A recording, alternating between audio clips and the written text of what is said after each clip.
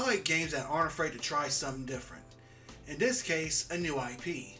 Outriders is a co-op third-person shooter developed by People May Fly, who you may remember from Bulletstorm, and published by Square Enix, who you may remember from a ton of Japanese RPGs. Well, on the surface, it seems like Outriders is another Gears of War style cover shooter, but actually contains some unique features that set it apart from its other peers. There's also a helping of Destiny in the game, but in the best way. You play as an Outrider, one of many hired guns who are sent to the planet Enoch in hopes of getting it ready to become humanity's new home. Earth has been destroyed and you are humanity's last hope. For a while, it looks like you might even succeed, with the game's intro having you explore a beautiful forest and even crossing paths with wildlife. However, things go to shit really fast.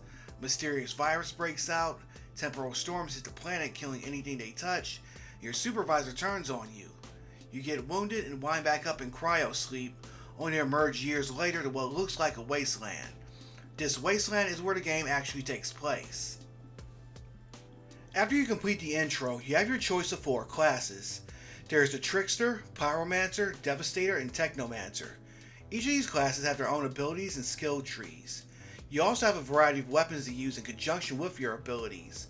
The main difference between Outriders and, say, a game like Gears of War is that Outriders seems to encourage you to keep moving and stay on your toes. Yeah, you can take cover, but if you stay in one place for too long, you'll be overwhelmed. Enemies will flank you, throw grenades at you, and will swarm you if you stay put. You gotta take out enemies hard and fast, use your abilities, and these abilities have short cooldowns. There's also a dodging maneuver, so you'll be putting that to use a lot. Each class has its own method of activating and regenerating health. For instance, the Devastator class has you recover health quickly when you kill enemies up close, while the Pyromancer regenerates your health as you kill enemies that are on fire. The demo will let you carry your progress over to the full game, and after playing through the prologue once, you can choose to skip it when creating another character so you can quickly try out all 4 classes. One cool feature is called World Tiers, which are unlockable difficulty levels, so to speak. You can upgrade the World Tier or downgrade it, and the higher the World Tier, the tougher the enemies will be, but you'll get better loot.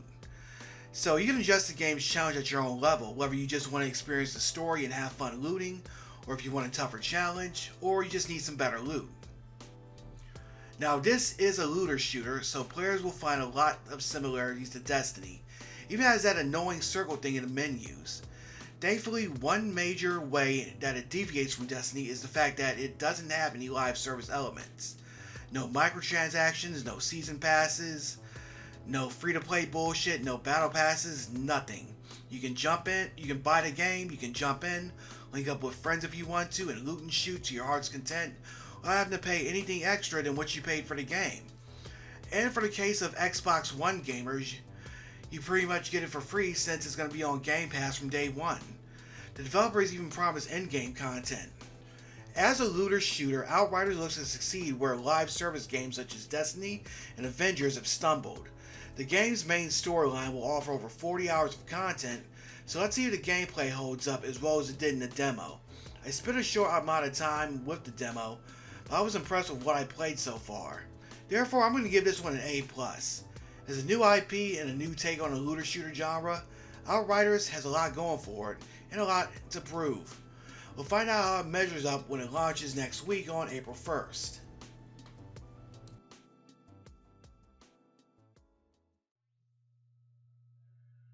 Alright, kinfolk, that was my short look at the Outriders demo. I hope you enjoyed it.